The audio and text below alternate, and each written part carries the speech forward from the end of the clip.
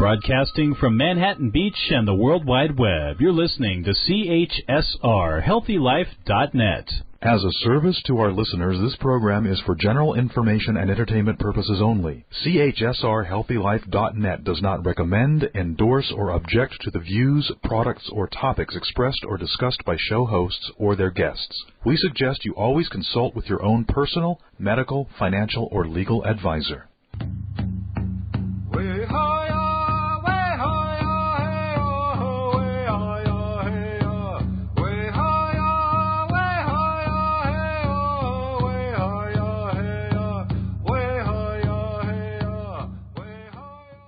Bonjour, dear listeners. I greet you in the language of my Potawatomi ancestors and my tribe today. I'm Randy Kwiatkowski, host of the show, along with Carolyn Schmidt. I'm an enrolled tribal member of the Citizens Potawatomi Nation. This episode of Indigenous Perspectives originates not from my tribal homelands, but from Andakina, the unceded traditional territory of the Abenaki people, who for thousands of years were and continue to be stewards of the lands to be found in the state of Vermont, in the northeastern United States, and across the Canadian border in southern Quebec province. I begin by acknowledging where we come from, as this program focuses on understanding our roots in Mother Earth and our connections with our ancestors. Today, we are exploring how to come to terms with and heal the wounds caused by the legacy of Indian residential schools where young Indigenous children in the U.S. and Canada experienced forced assimilation for nearly a century. For those listeners who are unfamiliar with this chapter of the continent's colonial legacy, here's a quick overview. By the end of the 19th century, education was seen as a tool to strip away the last vestiges of Indigenous cultures. Parents were forced to give up very young children and send them away to distant boarding schools operated primarily by government agents in the United States and primarily by religious groups in Canada. More than 100,000 First Nation kids in Canada were exposed to these schools, which operated until 1996. In the United States, hundreds of thousands of American children, Native American children, were affected, with 60,000 Indian kids enrolled in boarding schools as recently as 1973. Upon arriving at the schools, long hair was cut, kids were given military-style uniforms, they were given English language names. They were forbidden to speak their native language under penalty of corporal punishment and sometimes severe food deprivation. Crowding, malnourishment, and mistreatment resulted in frequent runaways, deaths by disease, and an unknown number of unexplained deaths. Many victims were buried in unmarked graves, which are now being discovered and making news. I hope that this has not been a trigger for some of our listeners whose ancestors were involved, but this critical background for understanding the need for and challenges associated with what we hope will become a positive message about our healing and forgiveness as today's show unfolds. With that in mind, we turn to our guests, Bill and Grace Ann Weiser. The Weisers belong to an intentional Christian community, the Bruderhof, which has multiple communities here in the United States and one in Australia, which is where Bill and Grace Ann are today. So, bonjour, greeting, Bill and Grace Anna. Can you give us a brief overview of the Bruderhof and explain how coming to terms with its history and arriving at an appreciation of the act of forgiving came to you and your community? Well, thank you. It's a pleasure to be on. My name is Bill Weiser, and we are located in Kamilaroi country in northern New South Wales, Australia. And it's certainly a privilege to be on today. Just a thumbnail sketch of our history as a church, which goes back some 100 years. We are spiritually connected to the same roots as the horse and buggy Amish people, which will be familiar to some of our listeners in the U.S., especially in Canada. And that root goes back to the 1500s. More recently, we stem from post-World War I ferment, beginning in Germany, and then with the increasingly oppressive rise of the Nazis, a number of measures were taken that eventually led to our expulsion from Germany. And through persecution and hardship, sojourn in England, Paraguay, and then to the U.S. in the middle 1950s. So we're not unfamiliar with journeys that have to deal with traumatic past. And we definitely have all of you on our hearts and prayers who are impacted. And since Randy didn't mention it, I'll mention it myself. His own grandfather went through the schools. Hi, I'm Grace Anna, and it is a pleasure to be on this program today. And I would only just add that all of us, in whatever way, are on a journey, and so we simply want to journey along with you in mutual understanding and seeking for a way through and out. Thank you for a really nice and very brief and succinct introduction. The parallels, really are uncanny.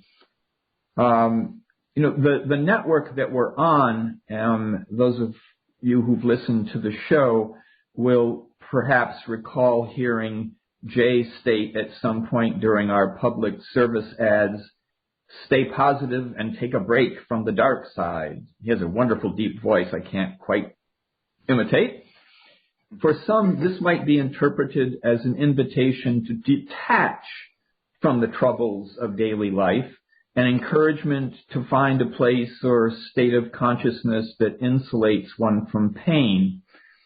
But we know from having the wonderful experience of meeting you two that the Bruderhof is profoundly connected to practical work, and in particular to reaching out to and often living amongst those who are afflicted by current and or historical circumstances. For some religious and spiritual organizations I've encountered, members seem to be drawn into the suffering. You seem to be able to uncover, tease out, and affirm the strength of your partners. How do you avoid being drawn into the dark side and losing yourselves? Our media is full of stories where, as they say, if it bleeds, it leads. And it's very hard for me personally to not be overwhelmed. How do you manage this? How do you bring out such goodness in people? I think I would go to the root of the word compassion. Compassion, if you break it down, means to suffer with, to suffer alongside. And when we do that, it's no longer us and them. All barriers break down, and we simply see the humanity in each other. The two of us are rapid response team chaplains here in Australia, and that simply means going into fire zones shortly after the first responders have left. And there's a great deal of trauma involved in a house that is burned down, a property that's been destroyed, all the memories associated with that. And the same is true with flooding victims. And so we do go right into those situations willingly, simply because we know for ourselves there's nothing more comforting than someone simply showing up. We don't do much speaking. We do a great deal of listening. And I think that is one of the keys. If we would listen to one another right across every divide that is so dividing our world today, we would discover the humanity in each other. And that's like discovering gold when you're on an exploration, and every encounter is like the excitement of discovering something new. And so as you go alongside, actually it's all about finding the gold that may be hidden under trauma, may be hidden in many different ways. And we always find that in these encounters, we come away having gained so much personally, just simply by being alongside and listening and suffering with. So it's always a life-changing experience for us as well. And perhaps another example of that would be the prison ministry that we've been involved in over many decades now. And again, that's a voluntary step to go through the sometimes confronting experience of going inside through all the gates, the security, with all the razor wire and everything else. And inside, what do we find? I say we find gold. In lives that have been shattered, in lives that are at the present moment completely out of control of anything in their lives, except for one thing, and that is the choice that we can all make. Given untold trauma in our lives, we still have the choice to track a different future, to look to the chapter that's coming next, to grab onto that rope of hope when there is nothing else to grab onto. And that's our essential message, that rope exists.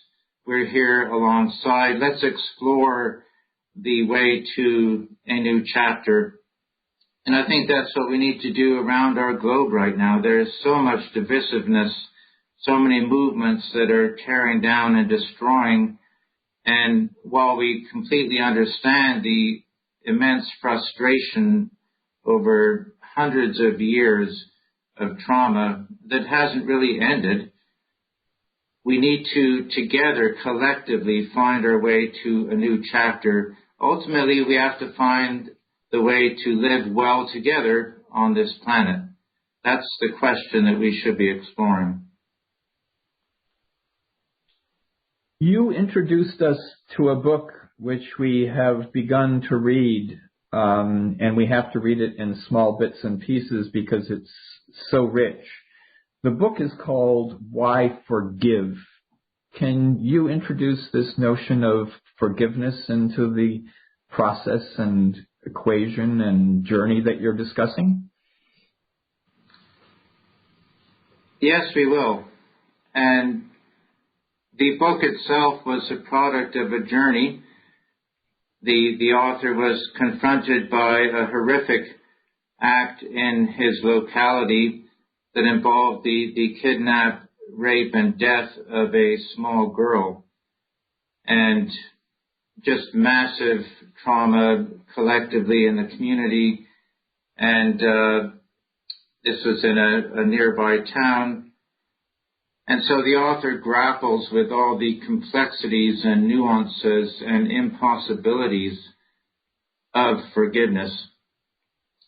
And then rather than theologizing or pontificating, he simply leads the reader through stories of ordinary people who have chosen to forgive. And what I love about the book is it covers a complete range from kitchen sink arguments of a couple right through kidnap, rape, and murder, and helps the reader understand that every single one of us is victimized in life to obviously greater or lesser degrees. But I don't know anyone that I know who hasn't been victimized either by a person, a circumstance, something in life. And I would say that is life.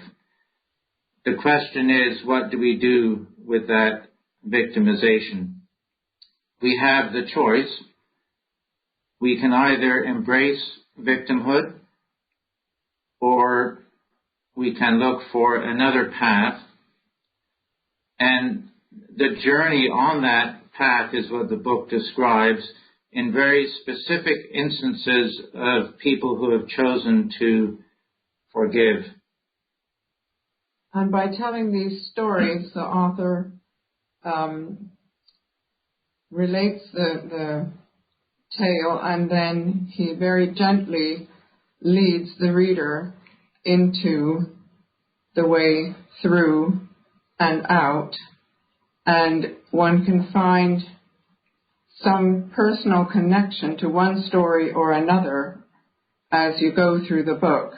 And it's been a tremendous help to us personally and to anyone that we have given the book to. Let me give you one specific example of using the book as a book study inside prison. So this was a minimum security prison north of New York City. I was doing a book study with a couple other volunteers, and around the table were about a dozen men who were in for murder. Their sentences were, each of them was 25 years to life. So after 25 years of incarceration, eligible for parole. We were partway through the book. An inmate came in who had just been before the parole board. We all asked him the question that we all wanted to know: will you be released? He said, no, they knocked me back for another year.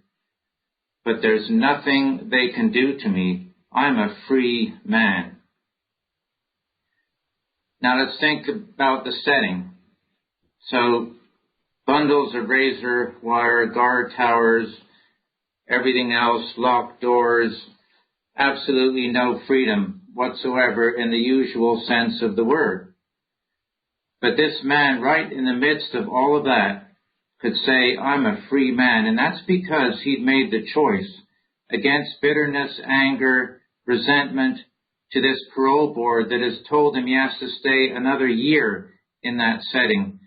He's a free man because he has made the choice not to let the victimization control him and define him.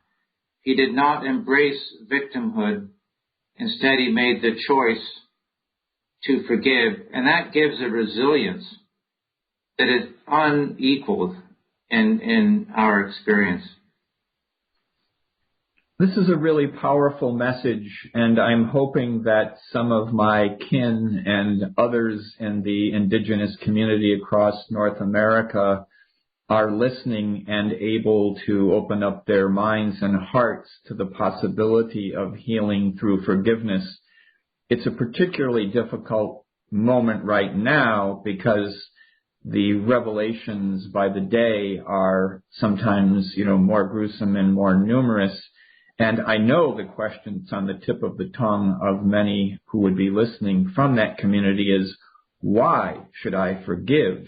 They haven't apologized. How do you deal with that? I'm sure you've had that question tossed back at you many times. Well, we have found that the act of forgiving is not so much for the perpetrator as for the individual themselves.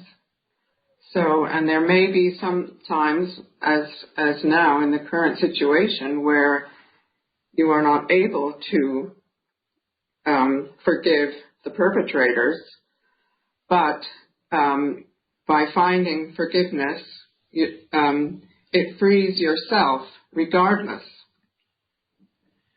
And so, putting that in the reverse, let's now take the position that I won't forgive. Nelson Mandela, who certainly was victimized, who made the choice to forgive, he put it this way: maintaining resentment and anger is like taking a poison pill and hoping that it kills your enemy. So we are talking about internal healing that happens when we forgive. It heals the victim, regardless of what happens to the perpetrator. When I read those words a week or two ago, I was knocked back to think that a man who spent 23 years in prison, much of it in solitary, could transcend his own circumstances. But there's a really profoundly hopeful message there. And we'll come back to it and explore it some more after a brief break.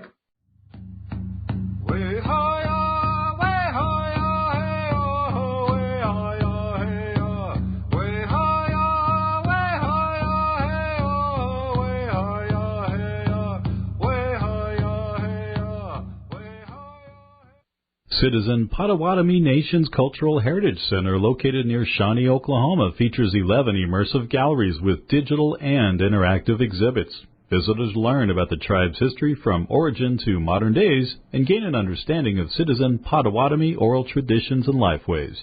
Admission is always free. Open Monday through Friday from 8 a.m. to 5 p.m., Saturday 10 a.m. to 3 p.m.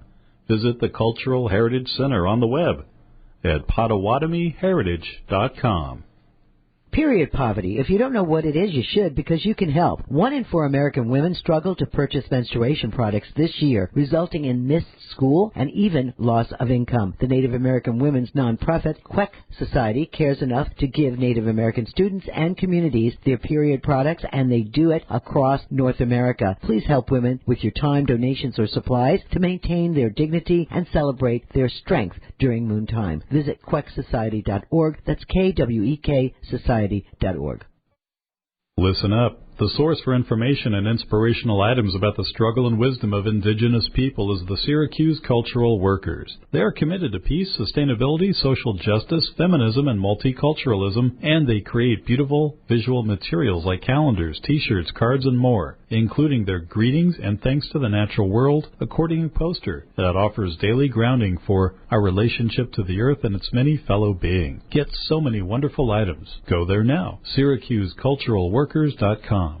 Randy Krakowski's book, Without Reservation, describes his spiritual awakening as a Native American. It's a powerful, life-changing story where Randy shares his journey into the realm of ancestral Native American connections and explores his encounters with Mother Earth. The book actually helps you how to reconnect with your ancestors to rekindle your access to ancestral wisdom and nature. Available in print, ebook, and audiobook format. Get Without Reservation by Randy Krakowski from all major booksellers. For more information, visit randykrakowski.com. Feel you have no control over life? There's something you can do to make a difference for you, your family, and community. Stay positive and take a break from the dark side. Uplifting and enlightening. Listen to the positive side of podcasts. hrnradio.com.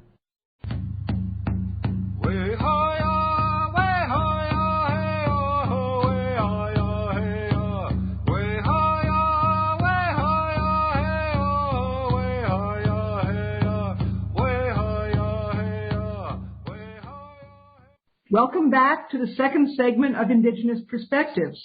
Today's show focuses on ways that victims of trauma associated with Indian residential schools can work on healing themselves through forgiveness and letting go of bitterness. We're speaking with Bill Weiser and Grace Anna Weiser of the Danthonia Bruderhof in Australia.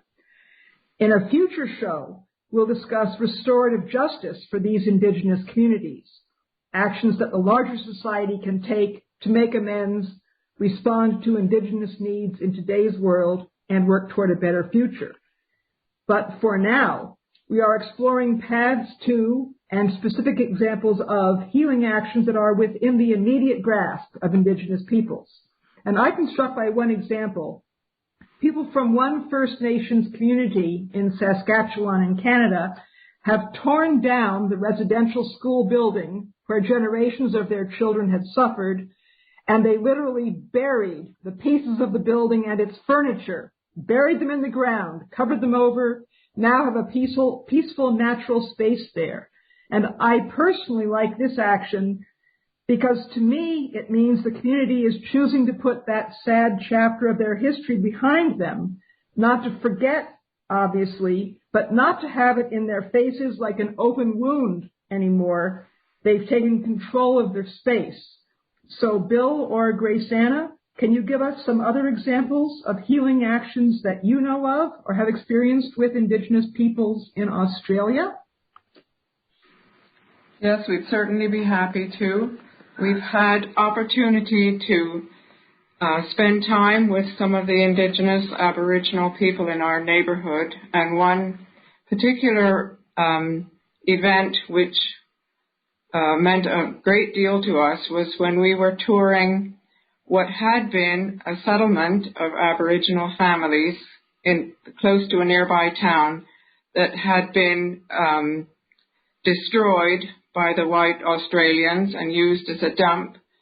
And then years later, other white Australians decided to clean it up. And when all the trash and junk was taken out, they toured the place with people who had actually grown up there and lived there and for whom that was sacred ground and home. And we were along on that morning going around the settlement, and the people were telling what had happened in the different places. And what struck us so much was their manner, their demeanor. They had personally been through so much trauma, and they had had to run and hide when they heard the engines of the trucks coming to take them away from their families. But all through, they would say, you know, this was terrible, but we aren't angry. We forgive. And at the end, we asked them, how can you say that? Why do you forgive? And they said, we don't want our children's lives to be destroyed by bitterness and hatred. We have to forgive. So again, as we spoke of earlier, forgiveness is for the victim and enables the victim to begin a process of healing. Forgiving is a journey. It's not a single act. And there are triggers that will happen sometimes on a daily basis that will cause the person to have to go back to that decision. But we can say from personal experience in our own lives and the things that we've been through, and particularly alongside those who've been even more deeply traumatized than we ever have been, we can witness to the healing power. Forgiveness has a power. It's not a passive. And I think one of the most confronting examples of this was when the two of us attended a annual memorial service at the Mile Creek Massacre site, which is only a 40-minute drive from here. So the Mile Creek Massacre was when 28 Aboriginal men, women, and children were hunted down and murdered by a group of stockmen. And unfortunately, those things happened all over Australia. What makes Mile Creek unique is it was the first time, this was 1838, when the perpetrators were brought to justice.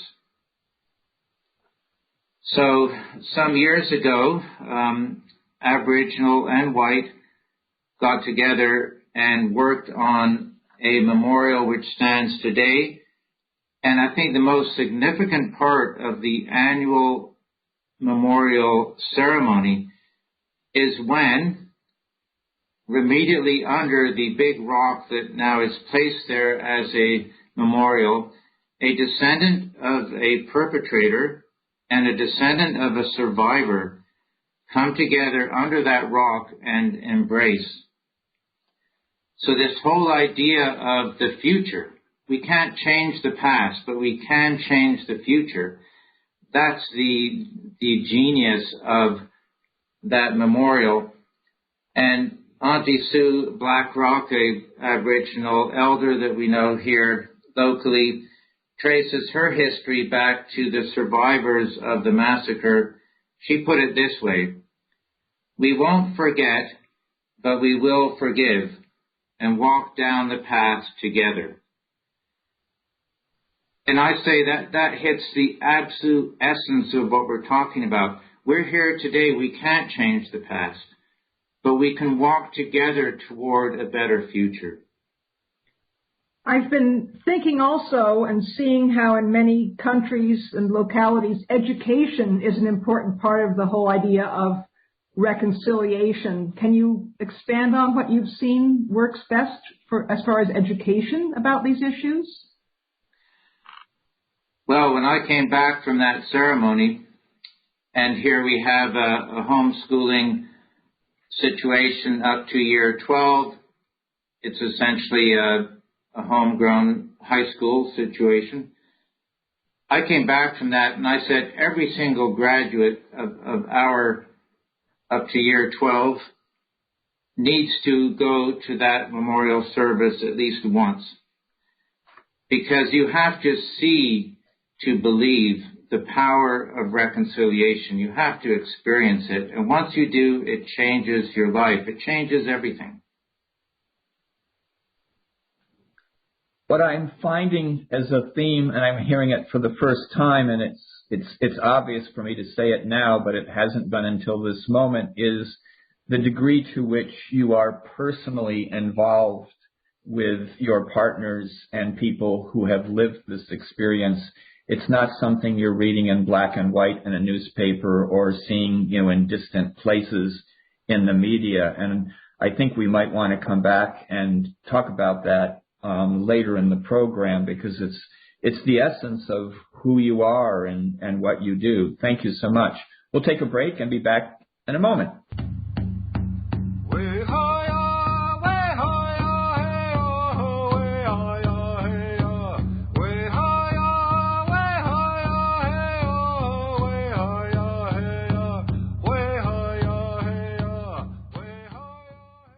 Located near Shawnee, Oklahoma, Citizen Potawatomi Nation is Potawatomi County's largest employer with a rich history and culture as a sovereign Native nation. Learn more about CPN by visiting its website, which includes information on services for members, tribal enterprises, government and constitution, the newspaper, and much more.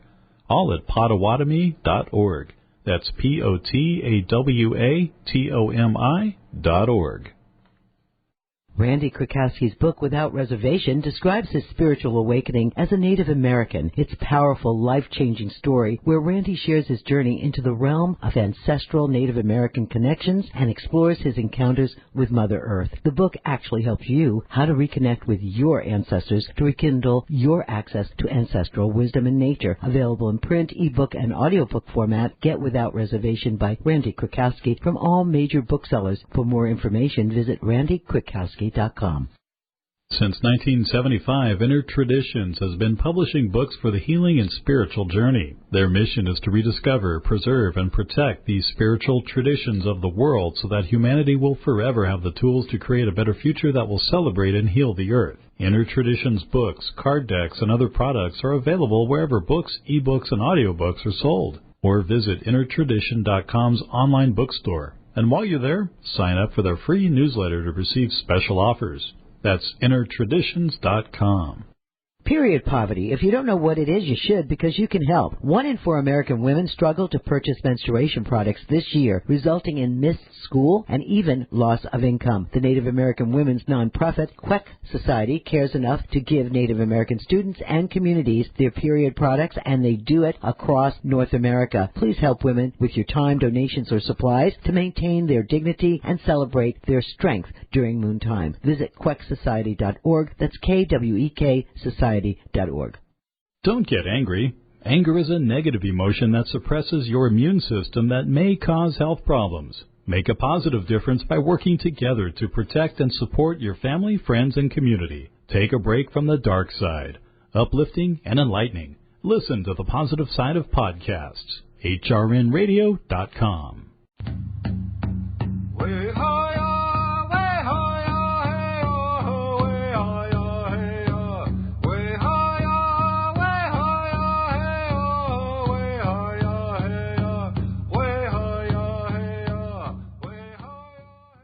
We're discussing forgiveness with our guests today, Bill and Grace Anna Weiser, and I want to pick up on the theme of personally engaging face-to-face the people that we hope to help along the pathway on this journey of forgiveness, because most of us listening to this show if we have in the minds the current news, are experiencing it at a great distance, kind of as an abstraction, a fleeting news story or a few words on a printed page.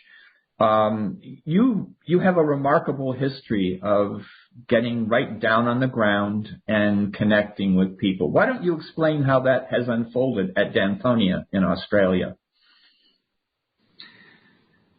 Well, of course, it was really exciting to come to a continent, an island that we had never been to. Originally in 1999, the first brood of people to come right away connected to the Aboriginal community locally and invited them back to their land. And initially to the consternation of neighboring property owners who saw the vehicles coming up the drive. Some of them were quite incensed about what was going on. But that was really important for us to find that community and fellowship with the descendants of the people who had lived on the land that we ourselves were now custodians of. And that whole idea of custodial ownership, you hold something in trust for the future, has impacted the way we have lived on our land. And so we have a very strong, sustainable, regenerative agricultural program. We're planting trees. The land has just completely blossomed under that care. And our Aboriginal brothers and sisters coming on the property feel absolutely at home. And in fact, I'll never forget one ceremony we were at. I asked one of the Aboriginal elders, one of my friends, to do the welcome to country, which is a traditional beginning of many Australian events and ceremonies. He said, I'll do it on only one condition. You people are part of our mob. So I'm not welcoming you as strangers to this land. You are our mob. I'll welcome us all to our land. That was an unforgettable moment of connection. There is no greater honor they could offer than to put you on that basis. But once again, you had extended the welcoming, embracing hand, and you had honored their heritage by beginning to restore their land to the status it had been. And when my colleagues who've been calling me on the phone or sending me emails looking at recent news, ask me the question, what can we do? What can we do to help? This is exactly the kind of answer I want to be able to give on a future program. Say, honor the land the way the original inhabitants would be. That is respecting them and their culture. But I can say very deeply and personally with total conviction that it's also honoring the ancestral spirits that for not just Aboriginal people, but all Indigenous people, the ancestral spirits who are still there. As you know from reading my book, when I saw the play in Canada, Children of God, about the residential schools, I had the most remarkable experience of feeling my grandfather's presence, basically saying, Randy, this is the story I could never tell you. Thank you. Thank the players for letting us share this moment. And that kind of connection, that kind of healing, deep healing connection, not just with the land, but with our ancestors, is the most remarkable experience one can have as a human being. Let me just relate a couple thoughts from this elder, Billy Williams, with whom we're still very closely in touch. He says some really profound things around healing and restoration using the words of his own people. And there's a word that has three different layers: to heal, to restore, and to make whole. And it has to do with connectedness to country, which is what you're saying. Connectedness to the stranger. Hospitality is so important. And he says that's why we've been really blessed by and from Danthonia, from our traditional sense being a custodian. one of the key roles is to look after your visitors. And then he talks about two words, one meaning to listen, and the other, again, has deep layers. It means to think, to understand, to remember, to know, and ultimately to love. And when we do that, that opens us up to listening. And listening to one another is the initial key point that we have to do together. And as descendants of white settlers, we need to, first of all, just sit down and listen, be willing to listen to the stories of pain and trauma, and simply to, again, going back to that word compassion, to suffer with. And so Billy himself has struggled to find forgiveness, and he's on that journey, and he has chosen to forgive. And he says this, in the midst of the complexity of me trying to forgive, I do ultimately believe that my healing will come through my forgiveness. In compassion, that sharing of wounds, we see the hurts in another, and we know the hurts in ourselves, but we come back to that opportunity, that space for love. So forgiveness opens up a space for love, and when we find that in one another, that gold that I was speaking about earlier, then amazing things can happen, because the power is unleashed that provides resilience, and it shows us the way to chapter number 2. Well, I am struck because my concern in recent weeks has been about the discussion of intergenerational trauma. And it is a reality. And I think perhaps for Indigenous people, it is a little unique because we do have these connections to our ancestors that, for me, I have to say, late in life, it's almost inexplicable, but it's very real. That said, another dimension of intergenerational trauma is bringing up the stories and the wounds and retelling them in a spirit of anger, and it inflicts the damage on the next generation. And I'm not blaming the victims here, but I am raising the question about whether we want to be co-conspirators and collaborators in re-inflicting that harm, which I think is what Nelson Mandela meant in that quote that you gave. I thank you for sharing this. We're going to take another break and be back in just a moment.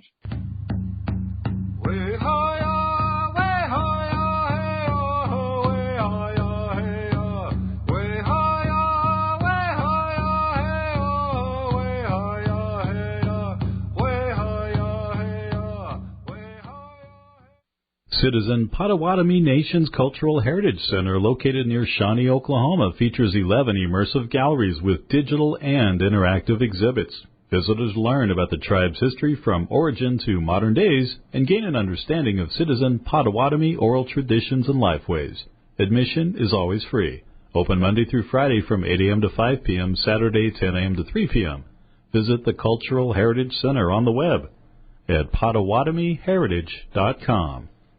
Period poverty. If you don't know what it is, you should, because you can help. 1 in 4 American women struggle to purchase menstruation products this year, resulting in missed school and even loss of income. The Native American women's nonprofit, Queck Society, cares enough to give Native American students and communities their period products, and they do it across North America. Please help women with your time, donations, or supplies to maintain their dignity and celebrate their strength during moon time. Visit quecksociety.org. That's KWEK Society.org.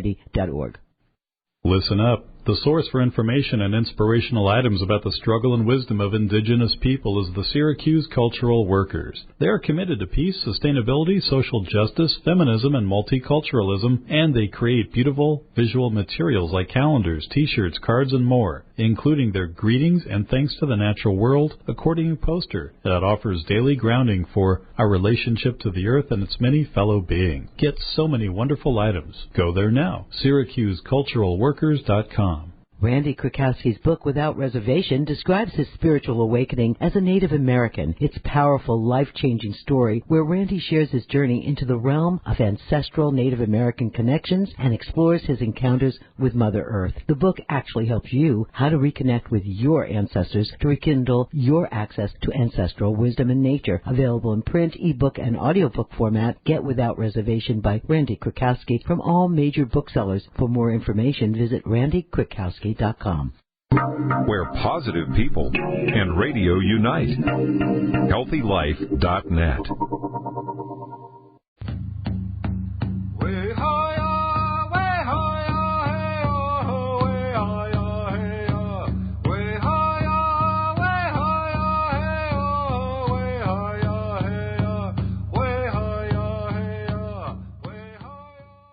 We're back on our Indigenous Perspective show with our guests, Bill and Grace Anna Weiser from Danthonia, Australia. In the last segment, we were talking about forgiveness and self-healing and healing as a group, as a journey. And I know that some of your colleagues describe it in those terms. Can you pick up on that theme and give a hand to our listeners? One incident we'll never forget. We were celebrating 20 years in Australia. We invited many people, including Aboriginal elder Billy Williams, whom I've referred to earlier. And he got up and he said, "You make the path by walking. You make the path by walking," a simple phrase with deep, deep meaning. And so it is along the journey of forgiveness. You make the path by walking. The first step is simply to face the reality of the trauma, to go in and through.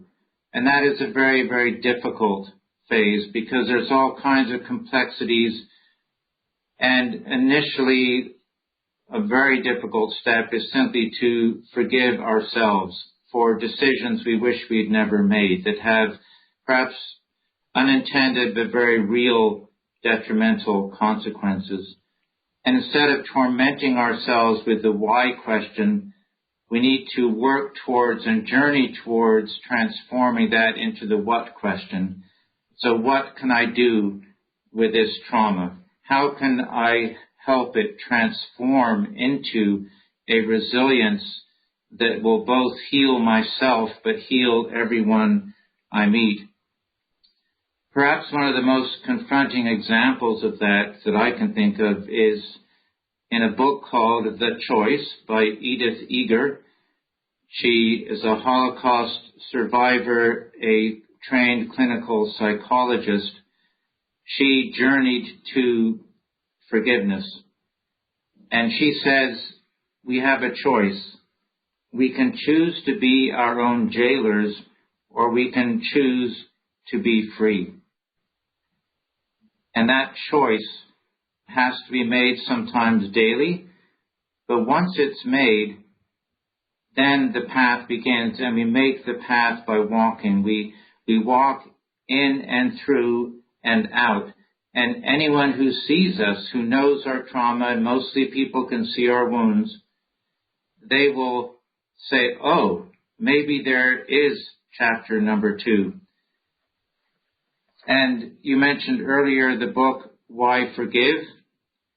And the author ends with a very important question. And I love a book that ends with a question because that sets us on a journey.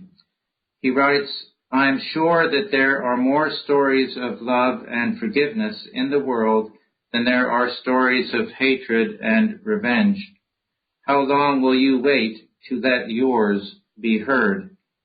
When are you going to throw your pebble in the pond and start making ripples?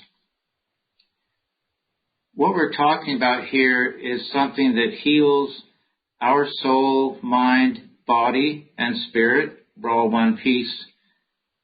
But because of that, there is a transformation. It's like a catalytic chemical explosion, and the forgiveness is the catalyst, and all kinds of amazing things happen that you wouldn't dream of once you start on that path that Billy is telling us about.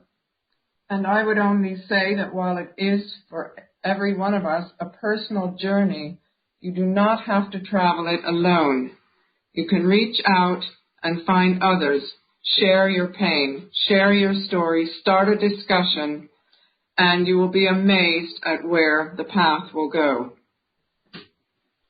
That is what Carolyn and I hope this program signals. It's the beginning of a journey for Indigenous people on this continent at this time, and I can barely express the degree to which I am grateful that you are not laying this on as a moral imperative that thou must forgive. This is a message about the healing power of forgiveness for the person who forgives. And it brings us to a spiritual place that is morally enriching, but that's not the purpose. That's not the motivation. The motivation is to begin the self-healing process.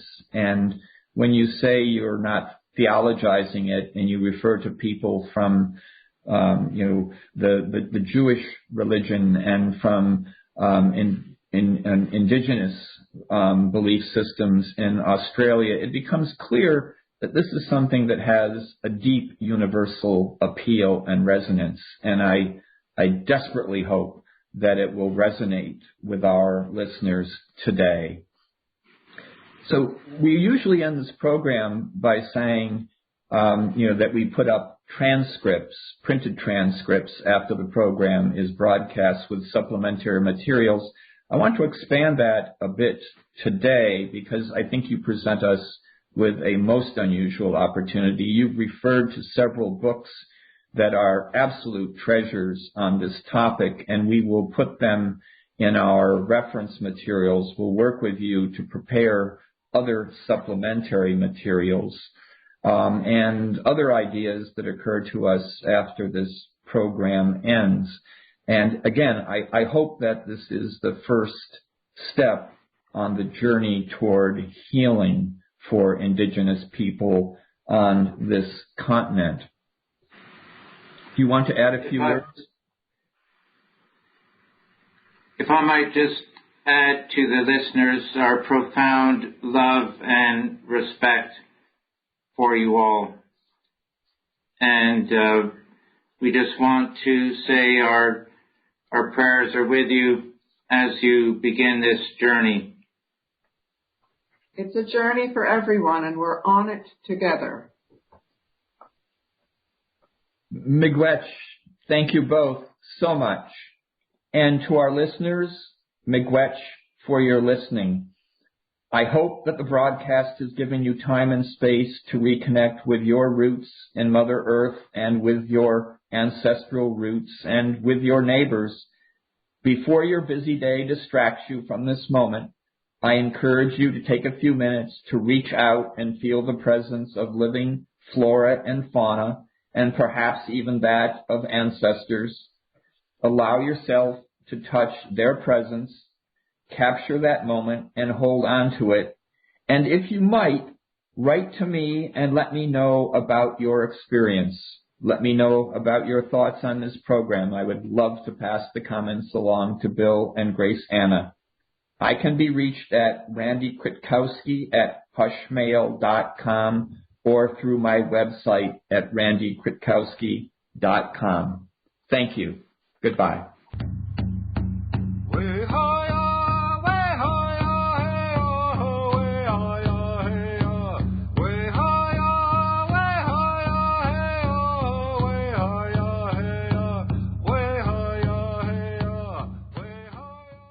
Located near Shawnee, Oklahoma, Citizen Potawatomi Nation is Potawatomi County's largest employer with a rich history and culture as a sovereign Native nation. Learn more about CPN by visiting its website, which includes information on services for members, tribal enterprises, government and constitution, the newspaper, and much more. All at Potawatomi.org. That's Potawatomi.org. Randy Krakowski's book, Without Reservation, describes his spiritual awakening as a Native American. It's a powerful, life-changing story where Randy shares his journey into the realm of ancestral Native American connections and explores his encounters with Mother Earth. The book actually helps you how to reconnect with your ancestors to rekindle your access to ancestral wisdom and nature. Available in print, ebook, and audiobook format. Get Without Reservation by Randy Krakowski from all major booksellers. For more information, visit randykrakowski.com. Citizen Potawatomi Nation's Cultural Heritage Center, located near Shawnee, Oklahoma, features 11 immersive galleries with digital and interactive exhibits. Visitors learn about the tribe's history from origin to modern days and gain an understanding of Citizen Potawatomi oral traditions and lifeways. Admission is always free. Open Monday through Friday from 8 a.m. to 5 p.m., Saturday 10 a.m. to 3 p.m. Visit the Cultural Heritage Center on the web at PotawatomiHeritage.com. Remember, help for a positive life. www.healthylife.net.